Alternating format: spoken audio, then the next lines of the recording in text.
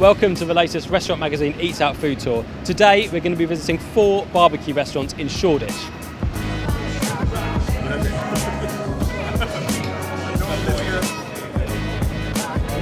The hot box concept started as street food, and we got sort of Asian influences, even a little bit of British, but majority American. The concept of hot box would be barbecue food in sort of a big communal area, quite loud, quite noisy, but unapologetically so.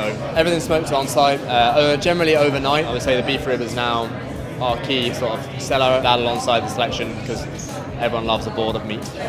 It's great food. Having seen that demonstration actually made me hungry already. Like, those chops were great, and I think that's one of the chops that we had. It was very lean. Today we're going to do tomahawk steaks and some pork neck chops. Make one parallel cut, then bring the saw into play. That releases the pork shoulder. Make one cut across the ribs. Now this is the piece we're looking for. Straight down the ribs. Because of the added fat layers, it makes it a really, really versatile cut. I'm going to start on the tomahawk and a straight cut through. You're only ever going to go down as far as the ribs, and then we can start to French trim. So that's the tomahawk. The flavors are, some of them are smoky, some of them are hot, but I think within the range you can find what you like. It's very Shoreditch, I can say. Just like, it's quite relaxed atmosphere. Oh, I love it. The food is great. I love meat, so it's like heaven. The same platter was very good. You can see different cuts and flavors, and the barbecue sauce was nice and spicy.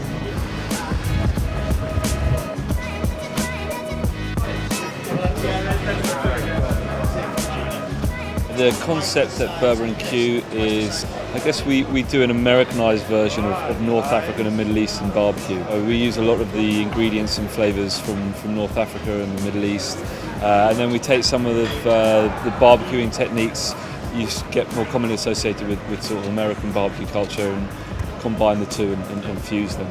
I've been a big fan of all of those cultures and wanted to bring them together. There were aspects of the aesthetic of American barbecue culture that I liked, and then the flavors and ingredients, and I just felt there was an opportunity to put them all together at the same table.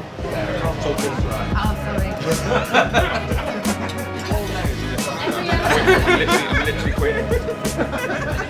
It's amazing. It's a bit of a hidden gem, taking flavours from different cultures and thrown it all together into a bit of a fusion. So quite refreshing. It's cauliflower, for example. I've never seen anything that's presented in such a way that works with such a basic ingredient. Really tasty, really flavoursome. The food is stunning. Visually, it's very, very kind of unique, very colourful. So, and I think very much on trend for Instagram and the social media kind of craze that we're in at the moment with the way they presented the food. The execution of the cooking techniques as well, and the slow cooking of the meats. You can tell they've been marinated, they've been kind of rubbed with different spices, etc. So very, very nice. The lamb is stunning, absolutely stunning. Different flavours again, and the spices and the pickles, very, very good.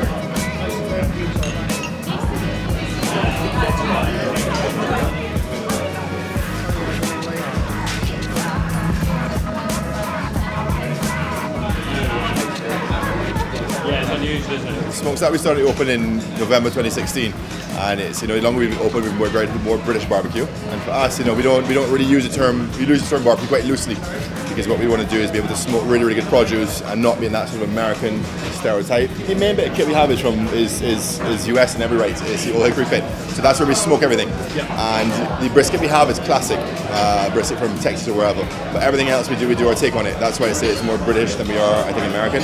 So in other words, we smoke the pork ribs and the beef ribs, and then we finish them on a grill to get that layer of caramelization on it. And it's usually done over anywhere between 8 and 12 hours, depends on what we're cooking.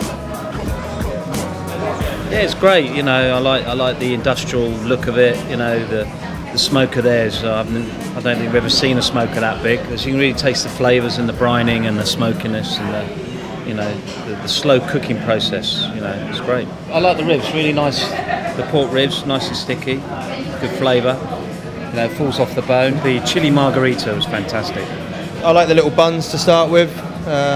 Brisket with a little pickled chili. I think the pickles that come with the food are good, because you need a bit of something just with all the meat that's going on. It's quite good.